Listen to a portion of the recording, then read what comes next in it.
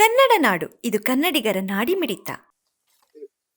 Sir, ಮೊನ್ನೆ ಏನು ಇತ್ತೀಚೆಗೆ assistant superintendent of police Ballari city division Kumar Sharma IPS 2023 batch ಅವ್ರನ್ನೇನು ಬಳ್ಳಾರಿಗೆ ವರ್ಗಾವಣೆ ಮಾಡಿದ್ರು.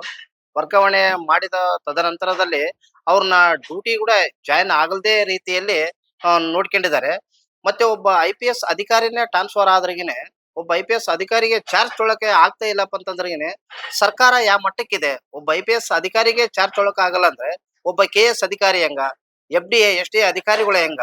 ಇದು ಸರ್ಕಾರ ಆ ಆಲೋಚನೆ ಇಟ್ಕೊಂಡು ಟ್ರಾನ್ಸ್ಫರ್ ಮಾಡಿದೆ, ಇನ್ನು ಸುಮ್ನೆ ಬೇಕಾ ಬಿಟ್ಟಿ ಟ್ರಾನ್ಸ್ಫರ್ ಮಾಡಿದೆ ಅಂತ ಸಾರ್ವಜನಿಕರಲ್ಲಿ, ಬಳ್ಳಾರಿ ಸಾರ್ವಜನಿಕರಲ್ಲಿ ಒಂದು ಗೊಂದಲ ಉಂಟು ಮಾಡಿದೆ. ಯಾಕಂದ್ರೆ ಒಬ್ಬ IPS ಅಧಿಕಾರಿಗೆ ಒಂಥರ ಇದು ಶೇಮ್ ಆದಂಗೆ.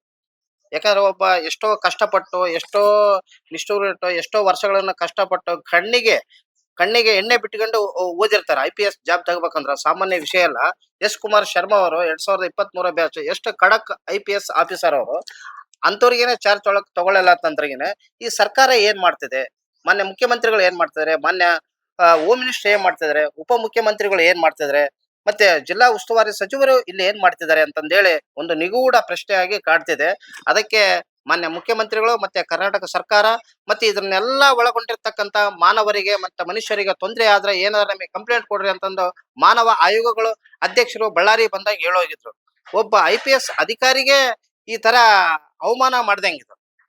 IPS ಟ್ರಾನ್ಸ್ಫರ್ ಮಾಡಿ ಅವರಿಗೆ ಡ್ಯೂಟಿಗೆ ಚಾರ್ಜ್ ಒಳಕಂಗ್ ಮಾಡಿದ್ರ ಮಾನವ ಹಕ್ಕುಗಳು ಇದ್ರ ಬಗ್ಗೆ ತನಿಖೆ ಮಾಡಿ ಇದ್ರ ಏನಿದೆ, ಮತ್ತೆ ಅವ್ರನ್ನ ಎಲ್ಲಿ ಟ್ರಾನ್ಸ್ಫರ್ ಮಾಡಿರ್ತಾರ ಅಲ್ಲಿಗೆ ಮಾಡಿದ್ರ ಕರ್ನಾಟಕ ರಾಜ್ಯದಲ್ಲಿ ಮಾನವ ಹಕ್ಕುಗಳ ಆಯೋಗ ಇದೆ ಅನ್ನೋದು ಜನಗಳಿಗೆ ಗೊತ್ತಾಗದೆ ಸುಮ್ನೆ ನಾಮಕ ವ್ಯವಸ್ಥೆಗೆ ಮಾನವ ಹಕ್ಕುಗಳ ಆಯೋಗ ಇರಬಾರ್ದು.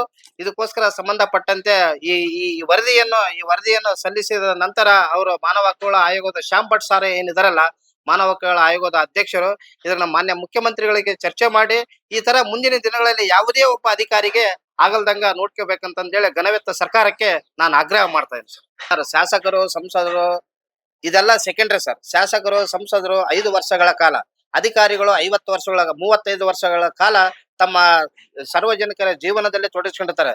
ಯಾಕಂದ್ರ ಕಣ್ಣಿಗೆ ಬಟ್ಟೆ ಕಟ್ಕೊಂಡು IAS IPS ಆಗ್ಬೇಕಂದ್ರ ಸಾಮಾನ್ಯ ವಿಷಯ ಅಲ್ಲ ಈಗಿನ ಸನ್ನಿವೇಶದಲ್ಲಿ. ಯಾಕಂದ್ರೆ ಅವ್ರು ಖಡಕ್ ಆಫೀಸರೇ ಬಂದಿದ್ದಾರೆ. ಯಾರೇ MLA ಇರಲಿ, MP ಇರಲು ಡಸಂಟ್ ನಾಟ್ ಮ್ಯಾಟರ್ ಸರ್ ಇದು. ಯಾಕಂದ್ರೆ ಒಬ್ಬ IPS ಅಧಿಕಾರಿಗೆ ತನ್ನದೇ ಆದ ಗೌರವನ ಸಾರ್ವಜನಿಕರು ಸಲ್ಲಿಸಬೇಕು, ಸರ್ಕಾರ ಕೂಡ ಸಲ್ಲಿಸಬೇಕು ಸರ್.